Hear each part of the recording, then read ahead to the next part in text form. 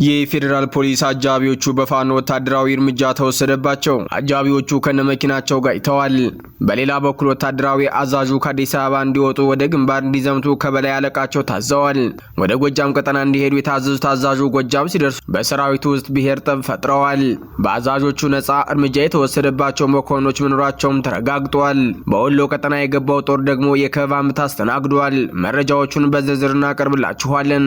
አዛዡ ከግድያ ሲያመልጡ ስደተኞቹ በከባድ ፍራቻ ውስጥ መሆናቸውን ተናግረዋል። በሌላ መረጃ ያገዛዙ የፖለቲካ ጭቆና መግለጫ ሲያነጋግር ጠቅላይ ፍርድ ቤቱ በእነ ያሬድ ዋሊ መዝገብ ላይ የዋስትና መብትን ረግጧል። እናስደምጣችኋለን።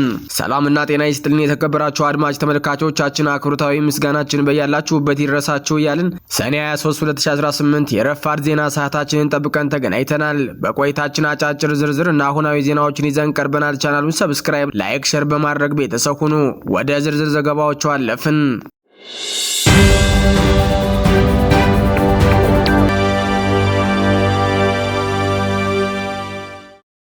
በሞጣ ወታደራዊ ድል ያገዛዙ መከላከያ ተፈረካከሰ። ከፍተኛ ቁጥር ያለው መሳሪያ በፋኖ እጅ ወደቀ። በምስራቅ ጎጃም ዞን ሞጣ ከተማ በሚገኘውና ቻይና ካምፕ በመባል በሚታወቀው ስትራቴጂካዊ ወታደራዊ ሰፈር ላይ ምሽቱን ተጀምሮ ዛሬም የቀጠለው ከባድ ውጊያ በአገዛዙ ጦር ሙሉ መፍረከክና በፋኖ ኃይሎች ፍጹም የበላይነት መቀጠሉ ተገለጸ። በአካባቢው የተካሄደው ስልታዊ የተቀናጀ ጥቃት ተከትሎ የብልጽግና መከላከያ ሰራዊት ካምፑን ጥሎ ለመሸሽ እየተገደደ ሲሆን እጅግ ከፍተኛ ቁጥር ያለው የቡድኑና የነፍስ ወከፍ መሳሪያ በፋኖ ታጋዮች መማረኩ ተረጋግጧል። ከአካባቢው የደረሱ ታማኝ የዜና ምንጮች እንደሚያመላክቱት የፋኖ ኃይሎች የወሰዱት ጥቃት አስቀድሞ የታቀደና የተቀናጀ በመሆኑ የአገዛዙ ጦር መከላከያ መስመሩን ለማስከበር ያደረገው ጥረት ሳይሳካ ቀርቷል። ውጊያው በጀግንነትና በተጠናከረ ስልት የተመራ በመሆኑ የአገዛዙ ሰራዊት ከፍተኛ አቅም አጥቶ ወደ መበታተን መድረሱ ምንጮች አረጋግጠዋል። የአገዛዙ ጦር ካምፑን ለቆ በዝምታና በፍርሃት ሲፈረካከስ ወደ ፋኖ የትጥቅ ምጃ ቤት የገቡትና የተማረኩ መሳሪያዎችን በአይነትና በብዛት ከፍተኛ መሆናቸው ታውቋል።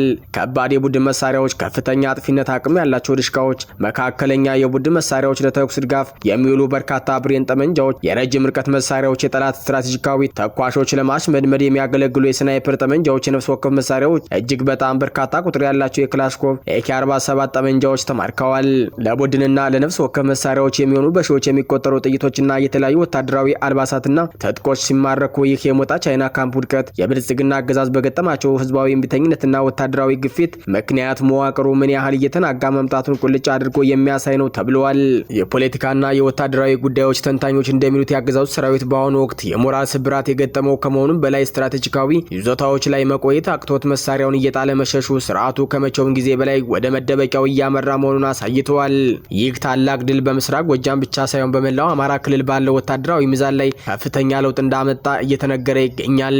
የፋኖ ኃይሎች በአሁኑ ሰዓት አካባቢውን ይበልጥ እያረጋጉና ሙሉ ቁጥጥራቸውን እያጠናከሩ መሆናቸውን በመግለጽ ህዝቡን ከጎናቸው እንዲቆም ጥሪ አቅርበዋል።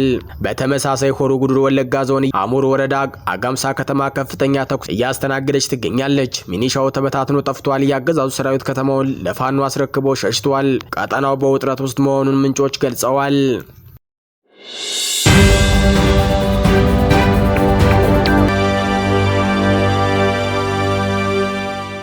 በአማራ ክልል በተለያዩ ዞኖችና ግንባሮች በገዢው ፓርቲ የሰራዊት መዋቅርና በፋኖ ኃይሎች መካከል እየተካሄደ ያለው ግጭት እጅግ ስልታዊና የተጠናከረ መልክ የያዘ መምጣቱን ከየአቅጣጫው የሚወጡ መረጃዎች ያመላክታሉ። የፋኖ ስልታዊ እንቅስቃሴ በከተማ ልዩ ኦፕሬሽን፣ በግንባር ውጊያዎችና በደፈጣ ጥቃቶች የታገዙ ሲሆኑ በአንጻሩ ያገዛዙ የጸጥታ መዋቅር በከፍተኛ ወታደራዊ ኪሳራና በውስጥ መከፋፈል ሳቢያ ከፍተኛ የጭንቀት ቀውስ ውስጥ መውደቁን ያሳያሉ። የደብረ ማርቆስ ከተማ ልዩ ኦፕሬሽን የፋኖ ስልታዊ የከተማ ውስጥ ጥቃት እያሳየ መሆኑ ሲመላከት የከላ ግንባር ከባድ ውጊያ በመካናይዝድ የታገዘውን ጦርም ከባድ ኪሳራ አከናንቦታል። በሌላ በኩል የምስራቅ እዝ ጄኔራሉ የጭንቀት ጉዞ ማድረጋቸውና በብር አዳማ የወጣው የነጻ እርምጃ መመሪያ በሰራዊቱ ውስጥ መከፋፈልን ፈጥረዋል። የምስራቅ እዝ የጭንቀት ጉዞና በብር አዳማ የወጣው የነጻ እርምጃ መመሪያ በሰራዊቱ ውስጥ የብሔር ክፍፍልን አምጥቷል። በደጋዳሞት ግንባር በቴዎድሮስ እዝ አርበኞች በደረሰበት ከፍተኛ ወታደራዊ ሽንፈት ሳቢያ የምስራቅ እዝ መዋቅር መበታተኑን ተከትሎ የጦሩ ከፍተኛ አመራሮች ወደ ከረረ የጭንቀት ቀውስ ውስጥ ገብተዋል። ተናግረዋል። የፈረሰውንና አከርካሪው የተሰበረውን ሰራዊት ስነልቦና ለመጠገን በሚል የምስራቅ እዝ አዛዡ ጀነራል መሐመድ ተሰማ ወደ ብር አዳማ አካባቢ ገብተዋል። ይሁን እንጂ ጉዟቸው የሰራዊቱ ሞራልን ከመገንባት ይልቅ አዲስ የስጋትና የፍርሃት ማዕከል ይዞ መጥቷል። የውስጥ የነጻ እርምጃ መመሪያና የብሔር ጥቃት ያስነሳው ይህ ጉዞ ከባድ አደጋ ተደቅኖበታል። ሰሞኑን በደረሰው ውርደት የተነሳ ከበላይ አዛዡ ከፍተኛ ወቀሳና ዛቻ የደረሰባቸው ጀነራሉ የደረሰውን ወታደራዊ ኪሳራ ለመሸፈንና ሽንፈቱን በሌሎች ላይ ለማሳበብ በሰራዊቱ ውስጥ በሚገኙ የአማራ ተወላጆች ላይ ያነጣጠረ ከሰራዊቱ የማጥራት እርምጃ ጀምረዋል። በውጊያው ስልት ቀረጻና በግንባር መሪነት ከፍተኛ ሚና ያላቸው የአማራ ተወላጅ የሆኑ የሰራዊቱ መስመራዊ አዋጊዎችና የጦር ንድፍ መሐንዲሶች ዋነኛ ኢላማ ሆነዋል። እነዚህ መኮንኖች መረጃ አሳልፈው ሰጥተዋል ወይም በቂ መከላከል አላደረጉም በሚል ሰንካላ ምክንያት ያለምንም ቅድመ ሁኔታ ነጻ እርምጃ እንዲወሰድባቸው እንዲረሸኑ ትዕዛዝ ተላልፏል። ወታደራዊ ተንታኞች እንደሚሉት የገዛ ሰራዊቱን በአጠራጣሪ አይን የሚያይና የጦር መሐንዲሶቹን የሚረሽን አዛዡ ግንባር ላይ ካጋጠመው የፋኖ ጥቃት በላይ ለራሱ ትልቅ ስጋት ነው። በአሁኑ ወቅት በብር አዳማና በአካባቢ የሚገኙ የምስራቅ እዝ ቀሪ ኃይል በፋኖ አባላት ድንገተኛ ጥቃት መከበብ ብቻ ሳይሆን በውስጡ በተፈጠረው የብሔር ማንነት ላይ ያነጣጠረ ጥቃትና መከፋፈል ሳቢያ ከፍተኛ የመበተን አደጋ ተጋርጦበታል። ግጭቱ በአንድ በኩል የፋኖ ስልታዊ የበላይነት፣ በሌላ በኩል ደግሞ የገዢው ጦር የውስጥ መፈራረስ ቆልጭ አድርጎ ያሳየ ሆኗል። በአሁኑ ወቅት በኢትዮጵያ ምድር እየተካሄደ ያለው ወታደራዊ ግጭት የኃይል ሚዛኑን እየቀየረ መምጣቱን ተከትሎ የብልጽግና ፓርቲ ከፍተኛ ወታደራዊ መሪዎች በጦር ሜዳ እየደረሰባቸው ያለውን ተከታታይ ሽንፈት በፕሮፓጋንዳ ለመሸፈን ከፍተኛ ጥረት እያደረጉ መሆኑ ተመላክቷል። መሐመድ ተሰማ በብር አዳማ ስልጠና ማዕከል በመገኘትና ያደረጉት ንግግር በሜዳው ላይ ካለው ተጨባጭ ሁኔታ ጋር ፍጹም የተጣረሰና የስርዓቱ የነፍስ ውጭን ነፍስ ግቢ ስነልቦናዊ ቀውስ የሚያሳይ ነው ሲሉ የቅርብ ታዛቢዎችና የፋኖ ወታደራዊ እዝ መግለጫዎች አመላክተዋል። በታሪክ ማህደር ውስጥ በማታለልና በፕሮፓጋንዳ የቆሙ ስርዓቶች በሙሉ የመውደቃቸው ሀቅ አይቀሬ መሆኑ የሚያነሱት የፖለቲካ ተንታኞቹ የኮሎኔል አብይ አህመድን እውነታ በልብ ወለድ የመተካ ስልት የጦር ጀነራሎቻቸውን ጭምር እንደወረሱት ይናገራሉ። በብር አዳማ የተካሄዱ ጀነራል መሐመድ ተሰማ ስብስብ በጦር ሜዳ እየደረሰ ያለውን ውርደት ለመሸፈን የተደረገ የባዶ ጩኸት ዲስኩርና ሳይኮሎጂካዊ መከላከያ ተደርጎ ተወስዷል። ይሁን እንጂ ይህ በሜካፕ የተለሰነ ጀግነት በፋኖ ጥይት ፊት መቅለጡ እንዳልቀረ ምንጮች ይጠቁማሉ። ታሪክ የሚመዘግበው በብር አዳማ የሚደረጉ ንግግሮችን ሳይሆን በጦር ሜዳ ላይ እየፈሰሰ ያለውን የስርዓቱ መቃብር የቆፈረ የሽንፈት ደም መሆኑ ተጠቁሟል። በተለይም በአማራ ፋኖ ብሔራዊ ንቅናቄ ወለጋ ቢዛሞ ግንባር ያንሻ ሰይድስ የደረሰበት ከፍተኛ ውርደትና በጊዳያና ዲቾ ተራሮች የደረሰው ወታደራዊ ክስተት በደጋ ዳሞት ግንባር የአማራ ፋኖ ብሔራዊ ንቅናቄ ቴዎድሮስ ያጋጠመው ፍጹም ሽንፈት የዚሁ ማሳያ ናቸው። የብልጽግና ሰራዊት ድልን በቴሌቪዥን መስኮት ቢሰብክም በወለጋ ቢዛሞ ምድር የጀነራል አስናቀ ብሪት እንዲሁም በደጋ ዳሞት የረገፈው የኮሎኔል አበራ ትዕቢት ለተቀረው የብልጽግና ስራ ትልቅ ማስጠንቀቂያ ሆነዋል። ጀነራል መሐመድ ተሰማ የዚሁ የቀደሙት ጓዶቹ ጣፈንታ ስጋት ላይ እንደጣላቸው ይነገራል። ፋኖ በእውነት የታጠቀ በህዝብ ትከሻ የተደገፈ በመሆኑ ዘር አጥፊዎችን ወደ መቃብር እየላከ ይገኛል ሲሉም ታዛቢዎቹ አስረድተዋል። የፋኖ ጀግነት በአድዋ ጦርነት ጣሊያን ድል ካደረጉት አባቶች የተወረሰ የነጻነት መንፈስ እንደሆነ የሚገልጹት መረጃዎች የአማራን ህዝብ በዘሩ ምክንያት ለይቶ እያጠቃ ያለው ሰራዊት የጥይት ድምጽ ሲሰማ የለበሰው ማዕረግ ሸክም እየሆነበት መምጣቱን ጠቁመዋል። እንደ ሶማው ነብር ደጃዝማች በላይ ዘለቀ ለሀገርና ለክብር ያልሸነፍም ብሎ በጥራት ላይ መብረቅ ሆኖ የመውረድ ጥበብ ዛሬም በፋኖ ደም ውስጥ እንደሚፈስ ተጠቅሷል። ፋኖ ማለት ተራ ተዋጊ ሳይሆን ታሪካዊ አድራን የተሸከመ የፍትህ ናፋቂና የህዝብ ክብር ዘበኛ በመሆኑ ብልጽግና በገንዘብና በስልጣን ጥመኞች የገነባውን ሰራዊት ይህንን ጽኑ መንፈስ ሊያሸንፈው አልቻለም። የብልጽግና ጄኔራሎች ዲስኩርን እንደ መከላከያ ቢጠቀሙበትም ዲስኩር ጥይት የማይመልስና ውሸትም ታሪክን የማይቀይር በመሆኑ በሜዳ ላይ ያለው እውነታ የስርዓቱን የመጨረሻ ምዕራፍ እያፋጠነው እንደሚገኝ ከየግንባሩ የሚወጡ መረጃዎች በስፋት ያመላክታሉ።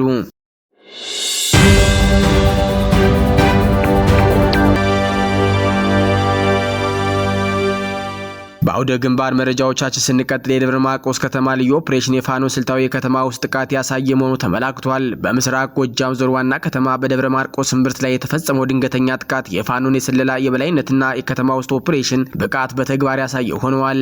ትላንት ሌሊት ልክ 6:35 ላይ ከመስከረም ሆቴል በቅርብ ርቀት ላይ የፌዴራል ፖሊስ አጃቢዎችን ጭና ስትንቀሳቀስ በነበረች የፓትሮል መኪና ላይ የተቀናጀ የቦምብ ጥቃት ተሰንዝሯል። ጥቃቱ የተፈጸመው በከተማዋ በስውርና ዙሪያ ገባ በሚንቀሳቀሰው የ206ኛ ኮራዳይ ቡድን አማካኝነት ነው። ጥቃቱ ኢላማውን በትክክል የጠበቀ በመሆኑ በአጠቃላይ በ9 አመራር ጠባቂዎች ላይ ከባድ ጉዳት ደርሷል። ከነዚህም መካከል 4ቱ የፌዴራል ፖሊስ አባላት ወዲያውኑ ሲሞቱ 3ቱ በጽኑ ቆስለዋል። እንዲሁም 2ቱ ቀላል ጉዳት ደርሶባቸዋል። ይህ እምብርት ላይ የተፈጸመ ደፋር እርምጃ በከተማዋ የጸጥታ መዋቅር ላይ ከፍተኛ ድንጋጤና መዋከብን የፈጠረ ሲሆን የፋኖ ኃይሎች በማንኛውም ሰዓትና ቦታ ጥቃት የመፈጸም ወታደራዊ ዝግጁነት እንዳላቸው ማረጋገጫ ተደርጎ ተወስዷል። የፋኖ መረጃዎች እርምጃ ይበልጥ ተጠናክሮ እንደሚቀጥል አስታውቀዋል። በሌላ መረጃ የከለላ ግንባር ከባድ ውጊያ በመካናይዝድ የታገዘውን ያገዛዙ ጦር ኪሳራን አከናንቦታል። በደቡብ ወሎ ዞን ከለላ ግንባር የተደረገ ከባድ ውጊያ ሰብአዊና ቁሳዊ ኪሳራ የተስተናገደበት ሲሆን ያገዛዙ ጦር የነበረውን የሰው ኃይልና የከባድ መሳሪያ የበላይነት የፋኖ የተቀናጀ የጸረ ማጥቃት ስልት እንዴት ትርጉም አልባ እንዳደረገው ያሳየ ነው። ሰኔ 21 ቀን 2018 ዓ.ም ጀምሮ መነሻውን ግንባ አድርጎ በአየር መቃወሚያና በተለያዩ የመካናይዝድ መሳሪያዎች ታጀበው ያገዛዙ ጦር ወደ ሻፊና ባከታ አካባቢዎች ለመንቀሳቀስ ሙከራ አድርጎ ነበር። የአማራ ፋኖ ብሔራዊ ንቅናቄ ወሎ ቤት አማራ ቀጠና ምኒልክ ስር የሚገኘው የ105ኛ ኮር 71ኛ ክፍለ ጦር አባናደው አንደኛ መሐመድ ዳውድ ሬጅመንት ልዩ የውጊያ ስልት ቀርጾ በመንቀሳቀስ የጠላትን ኃይል በሁለት አቅጣጫ በሻፊና በባከት በኩል በመቁረጥ ቀጠናውን ዘግቶታል። ጎራዳ በተባለው ስፍራ ያገዛዙ ጦር በአየር መቃወሚያ መሳሪያ ታግዞ የፋኖን ማጥቃት ለመመከት ቢሞክርም ሳይሳካለት ቀርቷል። እስከ አመሻሽ በዘለቀው በዚህ ውጊያ 23 ያገዛዙ ወታደሮች ተገለዋል፣ በርካቶች ደግሞ ቆስለዋል። ያገዛዙ አየር መቃወሚያ መሳሪያ በፋኖ የድሽቃ ተኳሾች ተመቶ በሳት የጋየ ሲሆን ተኳሹና ረዳቶቹም በድሽቃና ብሬን ጥቃት ተሸኝተዋል። በርካታ ልዩ ልዩ የጦር መሳሪያዎችና ወታደራዊ ቁሳቁሶች በፋኖ ኃይሎች ቁጥጥር ስር ውለዋል። የምኒልክ ህዝብ ግንኙነት እንደገለጸው አርበኞቹ ጠላትን ስቦ በመምታት በከባድ መሳሪያ ሽፋን በሚንቀሳቀስ ኃይል ላይ የደፈጣና የቆረጣ ጥቃቶችን በመፈጸም ያገዛዙ መዋቅር እያዳከሙት ይገኛሉ። ይህ በእንዲህ እንዳለ በአራቱም አቅጣጫዎች የሚገሰግሰው የፋኖ ድልና የውድቀት ሩጫ ላይ ያለው ያገዛዙ የስልጣን መዋዠቅ እየጨመረ ነው። በአማራ ክልል በአራቱም ታሪካዊ ግዛቶች ጎንደር፣ ወሎ፣ ጎጃምና ሸዋ የአማራ ፋኖ ያስመዘገበ ያለው ተከታታይ አውደ ውጊያ ድል የኃይል ሚዛኑ ሙሉ በሙሉ እየቀየረው እንደሚገኝ ተመላከተ። በህዝብ ድጋፍ በእውነተኛ የህልውና መገፋት ላይ የተመሰረተው የፋኖ ክንድ እያገረሸበት የመጣው የአብይ አህመድ ጦርነት ሰባቂ ስርዓት በከፍተኛ ወታደራዊ ኪሳራና በውስጣዊ አመጽ እየተመናመነና የመክሰም አደጋ ላይ ወድቆ እንደሚገኝ የፖለቲካና የወታደራዊ ታዛቢዎች ገልጸዋል። የፖለቲካ ተንታኞችና ታዛቢዎች እንደሚሉት የአብይ አህመድ የሀገር መምራት ስሌት ከጅምሩ የህዝብን ስቃይና ሰቆቃ ወደ ጎን ያገለለ እድገትና ሰላምን የጠላ እንዲሁም የውሸት ተራማጅነት ካባ የደረበ አምባገነናዊ አገዛዝ ነው። ስርዓቱ በህዝብ ላይ የሚደርሰውን ግፍና መከራ ለማስታገስ ከመስራት ይልቅ የህዝቡ ሮሮ ችላ በማለት በውሸት ፕሮፓጋንዳ ላይ ተጠምዶ መቆየቱ ዛሬ ላይ ለደረሰበት ፍጹም መጠላትና የፖለቲካ ክስረት ዋነኛ ምክንያት ሆኗል። በተለይም በአማራ ተወላጆች ላይ የተሳሳቱ ትርክቶችንና ጥላቻዎችን በማንገብ የተፈጸሙ ስልታዊ ጥቃቶች፣ ግፎችና መፈናቀሎች ህዝቡ አማራጭ ወደሌለው የህልውና ትግል እንዲገባበር የቀደዱ መሆናቸው ይታወሳል። ይህ አገዛዝ ህዝብን በማስራብ በማፈናቀልና በጦርነት በማስጨነቅ እድሜውን ለማራዘም የያዘው ስሌት አሁን ላይ ሙሉ በሙሉ መክሸፉንና ስርዓቱ በገዛጁ ወደ ውድቀት አፋፍ እየተጓዘ መሆኑን ተንታኞች ያሰምሩበታል። በትግሉ መጀመሪያ አካባቢ በ3 ክላሽ የተደራጁ ተብለው በአገዛዙ ባለስልጣናት ሚዲያዎች ይሳለቅባቸው የነበሩ የፋኖ አርበኞች ዛሬ ላይ የህዝብን የልብ ትርታ በማዳመጥና ፍጹም የሆነ ህዝባዊ ድጋፍ በመታጠቅ ወደ ድል ማማ እየተጓዙ ይገኛሉ። የፋኖ ኃይሎች በአራቱም ግዛቶች እያስመዘገቡት ያለው ድል የስትራቴጂክ የበላይነትን ያስጨበጣቸው ሲሆን በአንጻሩ በየቀኑ በሺዎች የሚቆጠሩ የሰራዊት አባላትና ታማኝ የጦር መሪዎችን እያጣ ያለው የአብይ አህመድ ጦር በከፍተኛ የመውደቅና የመበታተን ሂደት ውስጥ ይገኛል። ቀሪው የሰራዊቱ ክፍልም ቢሆን የዓላማ ቢስነትና የሞራል መውረድ ሰለባ በመሆኑ በውስጡ የተስፋ መቁረጥ አመጽ እያስተናገደና መሳሪያውን ለህዝባዊ ኃይሉ እያስረከበ እንደሚገኝ ከየግንባሩ የሚወጡ መረጃዎች ያመላክታሉ። በሀገሪቱ በሁሉም አቅጣጫዎች ግፍና መከራዎች እየተበራከቱ በመሆናቸው ይህንን አገዛዝ መላው የኢትዮጵያ ህዝብ ተረባርቦ በቶሎ ካላስወገደ ሀገሪቱ ወደ ባሰ እልቂትና ወደ አለመኖር አደጋ ልትጓዝ እንደምትችል ተንታኞች ያስጠነቅቃሉ። ኢትዮጵያና ኢትዮጵያውያን አሁን ካሉበት የዕለት ተዕለት የመኖር ሰቀቀን የኢኮኖሚ ውድቀትና የደህንነት ስጋት ውስጥ አስተማማኝ የሰላም አየር መተንፈስ የሚችሉት ይህንን የጥፋት ስርዓት በጋራና በአንድነት ማስወገድ ሲችሉ ብቻ እንደሆነ ተመላክቷል። በአሁኑ ወቅት የፋኖ አርበኞች እያደረጉት ያለው የነጻነት የህልውና ተጋድሎ የዚሁ የነጻነት ጎዳና መጀመሪያና የአምባገነኑ ስርዓት ማብቂያ ማሳያ መሆኑ ተገልጿል።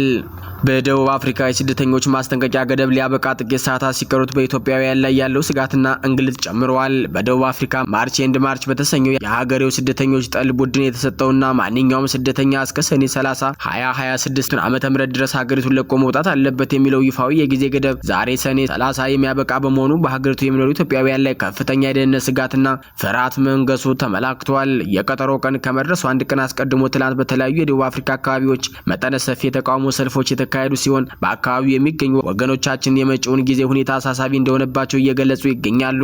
በፕሪቶሪያ ከተማ አቅራቢያ የሚኖሩ 3 ኢትዮጵያውያን ስደተኞች በሰጡት ቃል ላለፉት ጥቂት ቀናት ከቤት መውጣት አቆመው መቆየታቸው ገልጸዋል። ዛሬም በጣም ፈርተን ነበር፣ ነገር ግን እንደፈራነው የከፋ ነገር አልተከሰተም። የነገን ባናውቅም ዛሬ ደህና ውለናል በማለት መላው ኢትዮጵያ ሕዝብ በጸሎት እንዲያስባቸው ተማጽነዋል። የደቡብ አፍሪካ መንግስት የንግድ ተቋማት እንዳይዘጉ ማሳሰቢያ በመስጠት በተለያዩ አካባቢ የተጠናከረ የጸጥታ ኃይል ማሰማራቱን ቢገልጽም በተግባር ግን በርካታ ሱቆች ተዘግተው ውለዋል።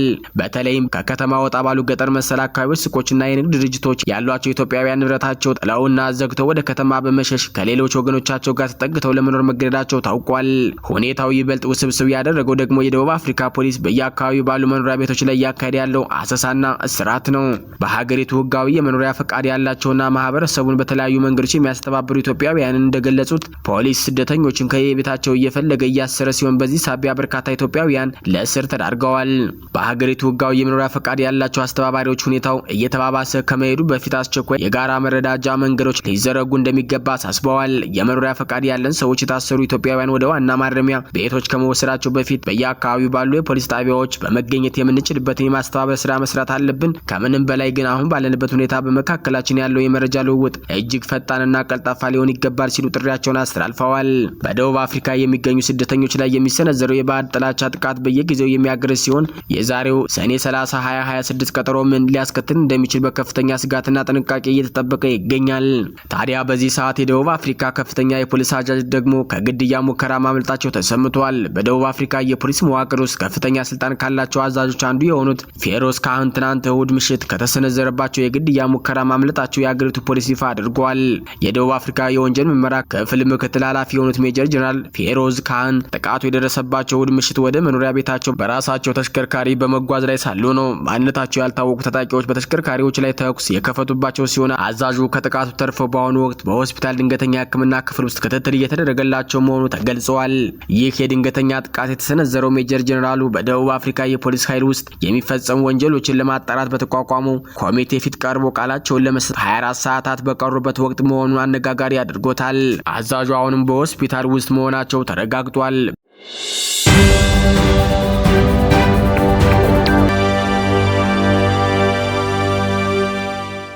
በሌላ መረጃ ያገዛዙ የፖለቲካ ጭቆና መገለጫ ሲያነጋግር ጠቅላይ ፍርድ ቤቱ በእነ ያሬድ ዋሌ መዝገብ ላይ የዋስትና መብትን ረገጠ። የአማራ ማንነታቸውን እንደ ወንጀል በመቁጠር በሽብርተኝነት የተከሰሱ የፖለቲካና የህሊና እስረኞች ህገ መንግስታዊ የዋስትና መብታቸው በግፍ መከልከሉ ታወቀ።